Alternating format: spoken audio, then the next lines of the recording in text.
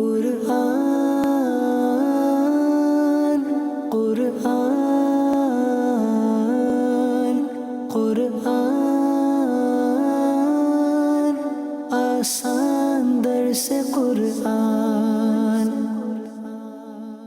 الحمدللہ رب العالمین والصلاة والسلام علی سید المرسلین، اما بعد فاعوذ باللہ من الشیطان الرجیم، بسم اللہ الرحمن الرحیم۔ الصلاة والسلام علیک یا رسول اللہ وعلی آلک واصحابک یا حبیب اللہ، الصلاة والسلام علیک یا نبی اللہ وعلی آلک واصحابک یا نور اللہ۔ مدنی چینل کے ناظرین، پروگرام ہے آسان درس قرآن، اس میں آپ کو خوش آمدید کہتے ہیں۔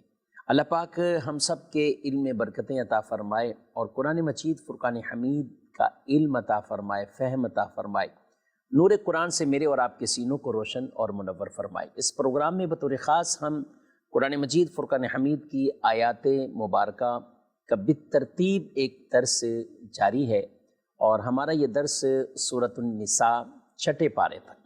اس درس کے 5 پارے مکمل ہو چکے ہیں، چھٹے پارے سے سلسلہ جاری ہے، سورۃ النساء ہے۔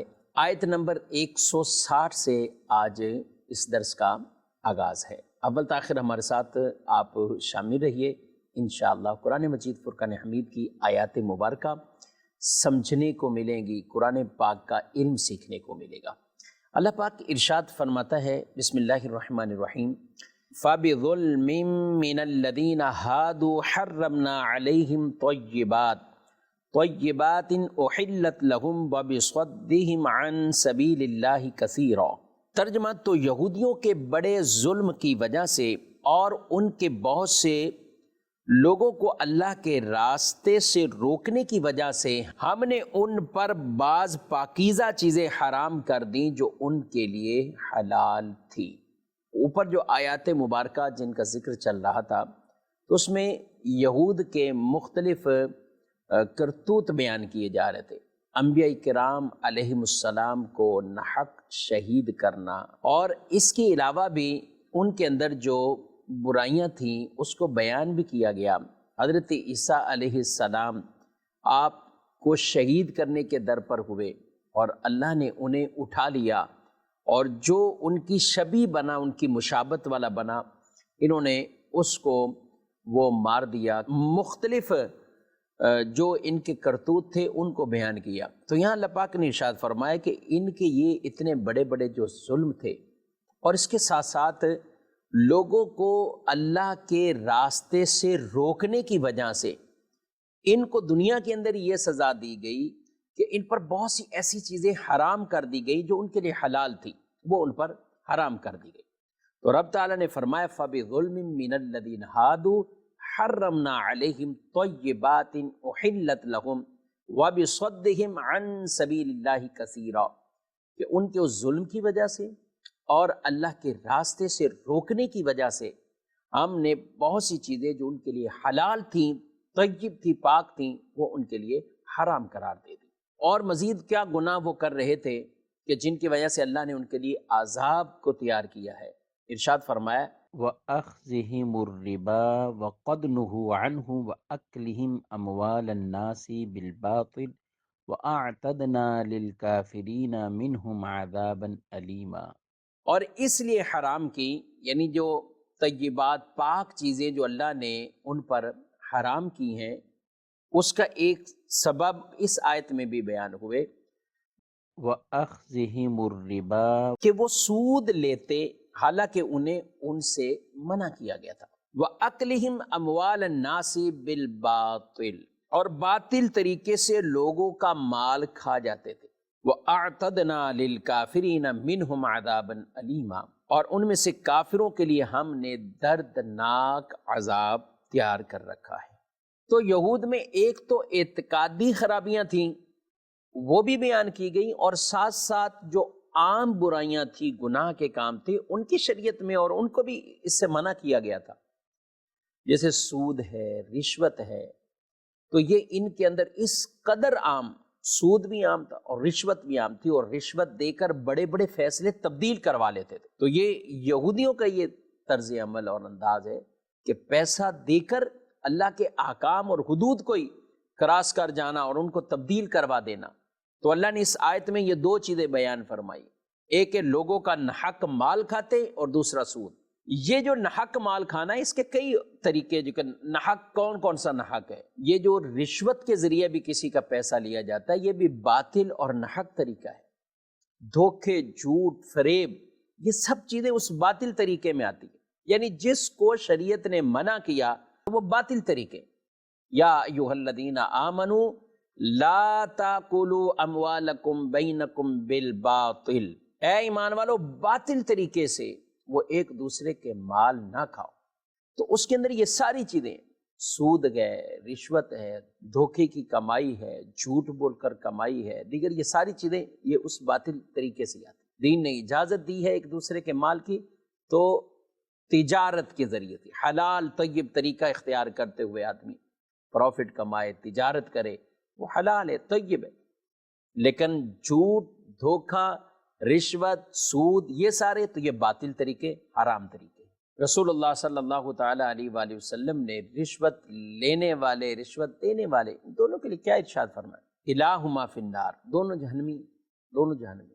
ایک حدیث میں ان پر باقاعدہ لعنت فرمائی، دینے والوں پر بھی، لینے والوں پر۔ اور رسول اللہ صلی اللہ علیہ وسلم نے سود کھانے اور کھلانے والے، لکھنے والے، گواہ بننے والے، ان تمام پر بھی لعنت فرمائی۔ حدیث پاک میں ارشاد فرمایا گیا سود 70 گناہوں کا مجموعہ ہے، اور ان میں سب سے چھوٹا یہ ہے کہ معاذ اللہ آدمی اپنی ماں سے بدکاری کرے۔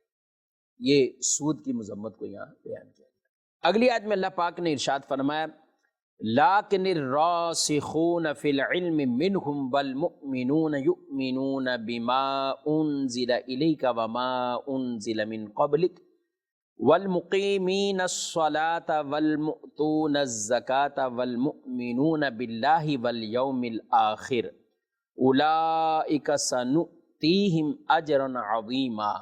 لیکن ان میں علم میں پختگی والے اور ایمان والے ایمان لاتے ہیں، یعنی یہود میں سے بھی جو علم میں پختگی والے اور ایمان والے ایمان لاتے ہیں اس پر جو اے حبیب تمہاری طرف نازل کیا گیا اور جو تم سے پہلے نازل کیا گیا، اور نماز قائم رکھنے والے اور زکوٰۃ دینے والے اور اللہ اور قیامت پر ایمان لانے والے، ایسوں کو عن قریب ہم بڑا ثواب دیں گے۔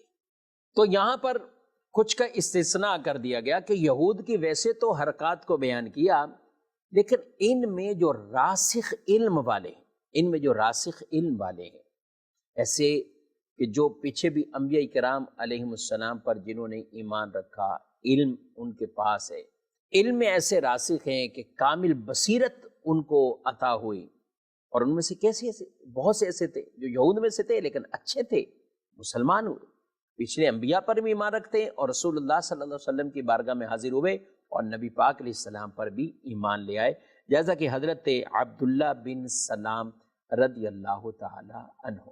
یہ راسخ فی العلم، یہ کون سے عالم ہوتے ہیں؟ یہ وہ عالم ہوتے ہیں کہ جس کا علم اس کے دل میں اتر گیا، جس کا علم اس کے دل میں اتر گیا، یہ راسخ فی العلم کہلاتے ہیں۔ اور وہ کیسے ہیں؟ ان کی مثال یوں دی گئی ہے کہ جیسے وہ درخت جس کی جڑیں زمین میں پیوست ہوگی اور زمین کے اندر چلے گی تو وہ مضبوط ہو جاتا ہے، تو ایسے راسخ فی العلم یہ وہ عالم ہوتے ہیں، عالم ربانی ہوتے ہیں، سبحان اللہ، کہ یہ دین کے اندر ایسے مستقیم ہو جاتے ہیں، اور جیسے درخت کی جڑیں زمین میں ایسی پیوست ہوئی کہ زمین نے انہیں جکڑ لیا اور مضبوط کر دیا اس درخت کو، تو ایسے راسخ فی العلم خود بھی قائم رہتے ہیں دین پر، اور جو ان سے متعلق ہو جاتا ہے ان کو بھی دین پر قائم رکھنے میں یہ کامیاب ہو جاتے ہیں۔ اور اس سے یہ بھی پتہ چلا کہ با عمل عالم، اس کا ثواب عام لوگوں سے یہ کئی گنا زیادہ ہے۔ اور ویسے بھی عالم کو فضیلت عابد پر، وہ تو رسول اللہ صلی اللہ علیہ وسلم کی حدیثیں ہیں، واضح طور پہ فرمایا جیسے میری تم میں سے کسی ادنا پر فضیلت ہے، ایسے عالم کو عابد پر فضیلت ہے۔ یعنی ایک وہ شخص جو دن میں روزے رکھتا ہو، رات کو قیام کرتا ہو اور عابدین کی صفات والا ہو، اور ایک وہ عالم جو اپنی فرائض نماز تو پڑھتا ہی پڑھتا، لیکن اس کے علم کی وجہ سے کئی لوگ وہ نیکی کی طرف راغب ہیں، کئی لوگ جو اسلام کی طرف راغب ہیں، ان کے دین اور اسلام اور ایمان کا تحفظ اس کے ساتھ اٹیچ ہے، تو یہ عالم درجے میں بہت بلند ہے۔ اس لیے عالم کی 2 رکعتیں غیر عالم کی سینکڑوں رکعات سے زیادہ غالب ہیں، یعنی اس کا ثواب زیادہ ہے۔ یہ روایات میں اس کے مفاہیم موجود ہیں۔ تو یہود میں سے بھی جو راسخ فی العلم تھے، اللہ نے ان کی تعریف بھی کی ہے، ان کے لیے بتایا کہ وہ ایسے تھے کہ وہ ایمان لے آئے، یعنی پیچھے بھی انبیاء پر، اور جب ان کے سامنے اسلام کی حقانیت واضح ہوئی تو اسلام پر بھی وہ ایمان لے کر آ گئے۔ اگلی آیت میں ارشاد فرمایا انا اوحینا الیک کما اوحینا الی نوح والنبیین من بعدی وَأَوْحَيْنَا إِلَىٰ إِبْرَاهِيمَ وَإِسْمَاعِيلَ وَإِسْحَاقَ وَيَعْقُوبَ وَالْأَسْبَاطِ وَعِيسَىٰ وَأَيُّوبَ وَيُونُسَ وَهَارُونَ وَسُلَيْمَانَ وَآتَيْنَا دَاوُودَ زَبُورًا۔ بے شک اے حبیب ہم نے تمہاری طرف وحی بھیجی جیسے ہم نے نوح اور اس کے بعد پیغمبروں کی طرف بھیجی، اور ہم نے ابراہیم اور اسماعیل اور اسحاق اور یعقوب اور ان کے بیٹوں اور عیسیٰ اور ایوب اور یونس اور ہارون اور سلیمان کی طرف وحی فرمائی، اور ہم نے داؤد کو زبور عطا فرمائی۔ اس آیت مبارکہ میں جو ارشاد فرمایا گیا نا کہ آپ کی طرف وحی کی، تو یہ پہلے نوح علیہ السلام، ان کے بعد جو انبیاء تھے، اور پھر دیگر نبیوں کے یہاں پہ ذکر کیے، ابراہیم، اسحاق، اسماعیل، یعقوب، عیسیٰ، یونس، ایوب، ہارون، سلیمان علیہم السلام، ان کے تذکرے ہوئے۔ یہود و نصارہ نے نبی پاک علیہ السلام سے کہا کہ آپ پر یک بارگی کوئی کتاب نازل ہو جائے، ہم ایمان لے آئیں گے، ہم ایمان لے آئیں گے۔ تو اس پر یہ آیت کریمہ نازل ہوئی، ان کو جواب دیا گیا کہ حضرت موسیٰ علیہ السلام کے علاوہ بھی کئی نبی ہیں جن پر یہ اہل کتاب ایمان رکھتے ہیں، اہل کتاب ان کو مانتے ہیں، ایمان رکھتے ہیں، اور ان میں 11 کے نام مبارک تو یہاں ذکر بھی کیے ہیں، متعدد کے انبیاء کرام کے یہ نام ذکر کیے، ابراہیم، اسماعیل، اسحاق، ایوب، یونس، ہارون، یہ نام ذکر فرمائے علیہم السلام۔ تو کہا کہ جب یہ اہل کتاب سب ان کو مانتے تھے تو نبی پاک علیہ السلام کو نہ ماننے میں کیا عذر ہے؟ یعنی یہاں کیوں نہیں مان رہے، کیا عذر ہے؟ نیز انبیاء کرام علیہم السلام کو جو بھیجنے کا مقصد لوگوں کی ہدایت، رہنمائی، اور وہ ہدایت اور رہنمائی کے لیے وقفے وقفے سے حسب حال جو کچھ درپیش ہے وہ اللہ پاک نازل فرماتا ہے، وہ احکامات نازل ہوتے ہیں۔ تو یہ تو بالکل ایک عین عقل کے قریب بھی، فہم کے قریب بھی، کہ عام آدمی بھی اس بات کو سمجھ سکتا ہے۔ کیوں قرآن مجید فرقان حمید یک بارگی نازل نہیں ہوا، تدریجاً آہستہ آہستہ ہوا ہے، اور 23 سال کے عرصے میں ہوا ہے۔ تو یہ حکمت بیان کی، رسولوں کو بھیجنے کا جو مقصد تھا، اور انہوں نے آگے تعلیم اور تربیت کرنی ہے، اور وہ کرتے رہے، اور اب امام الانبیاء ہیں، اور قیامت تک یہ نبی پاک علیہ السلام کی شریعت اور دین نہیں رہنا۔ اب کوئی نیا نبی نہیں، کوئی کتاب نہیں، حضور علیہ السلام خاتم النبیین۔ تو قرآن تدریجاً آہستہ آہستہ نازل ہوا تاکہ یہ ایک ایک آیت کلمات ان کے دلوں میں راسخ ہو جائے، یہ اس کے احکام سیکھ جائیں، سمجھ جائیں۔ یہی وجہ ہے صحابہ کرام علیہ مردوان نے اتنی توجہ سے اور کمال محبت سے یہ قرآن سیکھا ہے۔ میرے پیارے بھائیوں، الحمدللہ صحابہ کرام علیہ مردوان نے نبی پاک علیہ السلام کی بارگاہ میں جیسے یہ سیکھا سمجھا، یہاں تک کہ وہ کہتے ہیں ہمیں اس جگہ کا پتہ ہے، اس وقت کا پتہ ہے کہ جب یہ آیت اتری ہے، اور قرآن کی یہ آیتیں کبھی کوئی پہلے آ رہی، کبھی بعد میں آ رہی، لیکن رسول اللہ صلی اللہ علیہ وسلم فرماتے اس آیت کو فلاں کے ساتھ ملاؤ، اس کو اس کے ساتھ ملاؤ۔ تو یہ سارا کچھ کیا تھا؟ یہ ان کا شوق قرآن تھا، یہ ان کا فہم قرآن تھا، یہ قرآن پاک کی سمجھ تھی صحابہ کرام علیہ مردوان کی۔ تو قرآن پاک کا تدریجاً آہستہ آہستہ نازل ہونے میں حکمت یہ تھی کہ آہستہ آہستہ احکام سیکھ بھی جائیں، دلوں میں راسخ بھی ہو جائیں۔ وَرُسُلًا قَدْ قَصَصْنَاهُمْ عَلَيْكَ مِنْ قَبْلُ وَرُسُلًا لَمْ نَقْصُصْهُمْ عَلَيْكَ وَكَلَّمَ اللَّهُ مُوسَىٰ تَكْلِيمًا۔ اور ہم نے بھیجے بہت سے ایسے رسول جن کا ذکر ہم تم سے پہلے فرما چکے، اور بہت سے وہ رسول جن کا ذکر تم سے پہلے نہ فرمایا، اور اللہ نے موسیٰ سے حقیقتاً کلام فرمایا۔ تو یہاں پہ بھی ان کے لیے یہ جواب دیا گیا کہ بہت سے رسول ایسے ہیں کہ جن کا تو ذکر ہی نہیں کیا، یعنی صراحتاً ذکر نہیں کیا، بہت سے ایسے جن کا نام لیا، تو ان میں سے بھی وہ کتنے کہ جن پر یک بارگی کتاب وہ نازل ہوئی ہے، ان میں وہ کتنے ہیں؟ تو جب وہاں اعتراض نہیں ہے تو یہاں بھی اعتراض نہیں ہونا چاہیے، پیارے نبی صلی اللہ علیہ وسلم کی ذات پر بھی اعتراض نہ ہو۔ کچھ رسول وہ جن کا قصہ، جن کا نام یہ قرآن پاک میں موجود ہے اور بقیہ کا نہیں، یعنی صراحت کے ساتھ۔ انبیاء کرام میں سے 26 نبی ہیں، 26 انبیاء کرام جن کا قرآن پاک میں ذکر ہے، یعنی نام ہے ان کا۔ بقیہ ویسے تمام رسولوں پر، تمام نبیوں پر یہ ہمارا ایمان ہے۔ 1,24,000 کم و بیش جو ہم یہ تعداد اور فگر یہ بیان کرتے ہیں، جن میں رسول کی تعداد بھی 313 اور مختلف اقوال بھی بیان کیے گئے، تو یہ رسول ہیں، ہم سب پر ایمان رکھتے ہیں۔ انبیاء کرام علیہ السلام جتنے بھی اللہ کے نبی ہیں، جتنے بھی رسول ہیں، اور ہمارا ایمان پیارے نبی صلی اللہ علیہ وسلم یہ خاتم النبیین بن کر آئے۔ اب حضور علیہ السلام کی شریعت ہی قیامت تک رہے گی اور کوئی نیا نبی نہیں آئے گا۔ آگے پھر آیت مبارکہ میں اللہ نے فرمایا وَكَلَّمَ اللَّهُ مُوسَىٰ تَكْلِيمًا، اور موسیٰ علیہ السلام سے اللہ نے حقیقتاً کلام فرمایا۔ یہ بھی اسی کا ایک طرح کا جواب ہے کہ بھئی موسیٰ علیہ السلام کو اللہ نے یہ خاص شان دی ہے کہ اللہ نے ان سے حقیقتاً کلام فرمایا، تو دیگر انبیاء کرام علیہ السلام سے اس طرح نہیں ہے۔ تو اگر کوئی یہ لے کل کو یہی بولے کہ بھئی موسیٰ علیہ السلام سے چونکہ کلام فرمایا ہے تو اور نبی سے نہیں فرمایا تو اس لیے ہم دیگر کو نہیں مانیں گے، تو یہ تو کوئی اصول نہیں۔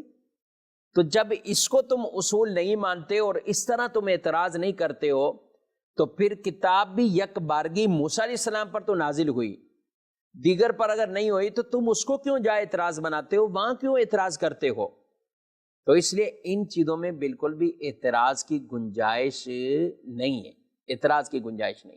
جیسے موسیٰ علیہ السلام کے لیے یہ خصوصیت ہے کہ ان سے کلام کیا گیا تو یک بارگی، اگر ان کو ایک ساتھ کتاب بھی عطا ہوئی، سبحان اللہ، لیکن ان باتوں کی وجہ سے دوسرے نبیوں پہ کوئی اعتراض نہیں ہو سکتا، نہ ہی اعتراض بنتا ہے۔ لہذا اس طرح ایک ایک خصوصیت کو کسی سب میں ڈھونڈنا یہ سمجھداری نہیں اور نہ ہی عقل مندی ہے۔ اللہ نے انبیاء کو مختلف خصوصیات عطا فرمائے، عیسیٰ علیہ السلام کو الگ سے معجزات ملے، موسیٰ علیہ السلام کو الگ عطا کیے، ابراہیم علیہ السلام کو خاص اور شانیں عطا کیے، تو یہ انبیاء کی مختلف شانیں۔ سبحان اللہ، میرے آقا صلی اللہ علیہ وسلم نے ایک مرتبہ صحابہ کا مجمع تھا، تو صحابہ کرام آپس میں گفتگو کر رہے تھے کہ آدم علیہ السلام شان والے کہ صفی اللہ ہیں، چنے ہوئے ہیں، اللہ کی طرف سے چنے ہوئے ہیں، عیسیٰ روح اللہ ہیں، موسیٰ کلیم اللہ ہیں، اور ابراہیم خلیل اللہ ہیں۔ تو میرے آقا علیہ السلام تشریف لائے تو آپ نے فرمایا الا انا حبیب اللہ، بے شک سنو میں اللہ کا محبوب ہوں، میں اللہ کا محبوب۔ تو نبی پاک علیہ السلام کی بھی یہ خصوصیات، اور آپ نے اس حدیث اور روایت میں کئی اپنی خصوصیات کو بیان کیا۔ جنت میں سب سے پہلے داخل ہونا، جنت کا دروازہ کھٹکھٹانا، فرمایا ولا فخر، میں فخر نہیں کرتا، لواء حمد قیامت کے دن میرے ہاتھ میں ہوگا، اور اسی لواء حمد کے نیچے آدم، موسیٰ، عیسیٰ یہ بھی ہوں گے۔ تو یہ نبی پاک علیہ السلام کی شان ہے، آپ کی خصوصیات ہیں۔ اللہ نے آپ کو امام الانبیاء بنایا ہے، نبیوں کا سردار بنایا ہے، سید الانبیاء والمرسلین بنایا ہے، سبحان اللہ۔ اگلی آیت مبارکہ کی طرف بڑھتے ہیں، اور اس میں ارشاد فرمایا ہے رسلا مبشرین ومنذرین لئلا یکون للناس علی اللہ حجۃ بعد الرسل وکان اللہ عزیزا حکیما، اور ہم نے رسول خوشخبری دیتے اور ڈر سناتے بھیجے تاکہ رسولوں کو بھیجنے کے بعد اللہ کے یہاں لوگوں کے لیے کوئی عذر باقی نہ رہے، اور اللہ زبردست ہے، حکمت والا ہے۔ رسول خوشخبریاں دینے والے اور ڈرانے والے، اور ساتھ یہ بھی حکمت ہے لِأَلَّا يَكُونَ لِلنَّاسِ عَلَى اللَّهِ حُجَّةٌ بَعْدَ الرُّسُلِ، کہ پھر لوگوں کے پاس کوئی عذر نہ رہے، کوئی حجت اور دلیل نہ رہے، ہمارے پاس تو کوئی ڈرانے والا آیا ہی نہیں، تو یہ حجت پھر باقی نہ رہے۔ اس لیے اللہ پاک نے انبیاء کرام علیہ السلام کو دنیا میں مبعوث کیا ہے، بھیجا ہے۔ اور ایک اور آیت مبارکہ میں تو یہ بات بھی ارشاد فرمائی وَمَا كُنَّا مُعَذِّبِينَ حَتَّى نَبْعَثَ رَسُولًا، اور ہم کسی کو عذاب دینے والے نہیں ہیں جب تک کوئی رسول نہ بھیج دے۔ تو اللہ نے انبیاء کو بھیجنا، وہ حقانیت، حقیقت یہ سب کچھ لوگوں پر وہ بیان کر دیں، اور وہ کر دی تاکہ لوگوں کے پاس اب کوئی عذر باقی نہ رہے۔ مزید اگلی آیت میں فرمایا لیکن اللہ یشہد بما انزل الیک انزلہ بعلمہ والملائکۃ یشہدون وکفی باللہ شہیدا، لیکن اے حبیب اللہ گواہی دیتا ہے اس کی جو اس نے تمہاری طرف نازل کیا، اس نے اسے اپنے علم کے ساتھ نازل فرمایا، اور فرشتے گواہی دیتے ہیں، اور اللہ کافی گواہ ہے، اللہ کافی گواہ ہے۔ تو یہاں پر اللہ پاک نے ارشاد فرمایا کہ اللہ گواہی دیتا ہے، اے حبیب اللہ گواہی دیتا ہے اس کی جو اس نے تمہاری طرف نازل کیا، اس نے اسے اپنے علم کے ساتھ نازل فرمایا ہے، اور فرشتے گواہی دیتے ہیں، اور اللہ کافی گواہ ہے، اللہ کافی گواہ۔ یہاں دو چیزیں، کس کے لیے گواہی؟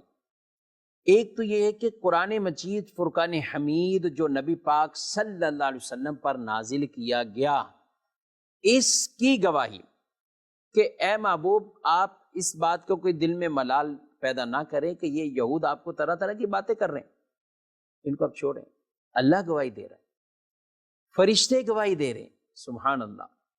تو ان کے اس انکار کرنے سے کوئی فرق نہیں پڑنا، اور رب خود گواہی دے رہا ہے، اور تو یہ قرآن کی حقانیت کے یہی کافی ہے کہ رب گواہ ہے اور فرشتے گواہ ہیں۔ اور دوسری بات یہاں یہ بات بھی ارشاد فرمائی گئی کہ نبی پاک صلی اللہ علیہ وسلم کی رسالت نبوت کا چونکہ یہود نے انکار کیا، تو یہ گواہی حضور علیہ السلام کے حق کے بارے میں کہ اے حبیب آپ کے حق میں تو وہ قرآن گواہیاں دے رہا ہے، وہ قرآن گواہیاں دے رہا ہے، فرشتے گواہیاں دے رہے ہیں، اور اللہ گواہ کے لیے اللہ بھی گواہی دے رہا ہے کہ رب نے پچھلے انبیاء کی خبر بھی دی آپ کو، اور وہ بھی اسی قرآن مجید فرقان حمید کے اندر ہے۔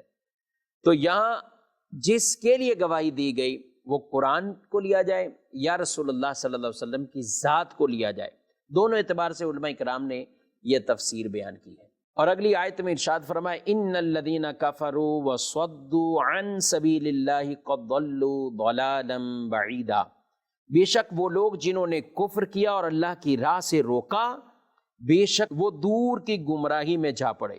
یہاں اس آیت میں بھی یہودیوں کی ان حالت کو بیان کیا جنہوں نے رسول اللہ صلی اللہ علیہ وسلم کی رسالت کا بھی انکار کیا اور لوگوں کو بھی روکا۔ آپ کی اوصاف، آپ کی نعتیں، اوصاف، خوبصورت وصف جو توریت شریف میں بھی بیان ہوئے تھے، انہوں نے اس کو چھپا دیا، وہ لوگوں کو نہیں بتایا اور چھپایا، اور دوسرے لوگوں کو بھی اس راستے سے آنے سے روکا، یعنی خود بھی گمراہ ہوئے اور دوسروں کو روک کر یہ بھی گمراہ ہوئے، وہ بھی گمراہ ہوئے، اور دور کی گمراہی میں بھٹک گئے، ایمان نہ لا سکے اور کافر رہے۔ اور اگلی آیت میں اللہ پاک نے فرمایا ان الذین کفروا وظلموا لم یکن اللہ لیغفر لهم ولا لیہدیہم طریقا الا طریق جہنم خالدین فیہا ابدا وکان ذلک علی اللہ یسیرا۔